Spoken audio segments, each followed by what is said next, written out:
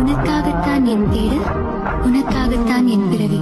உன்னை பார்க்கும் நொடிகளுக்காக சில ஆயிரம் தடவையாவது இருந்து ஒரு முறை பிறப்பதற்கு ஜென்ம ஜென்மமாய் காத்திருக்கிறேன்.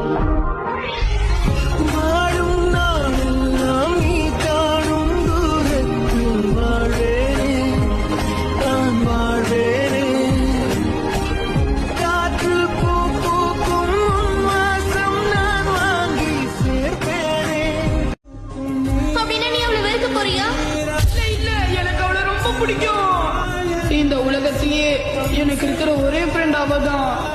என்னோட கஷ்டத்தை விட ஷிசுகாவோட சந்தோஷம் தான் முக்கியம். அதுக்காக நான் எல்லாம்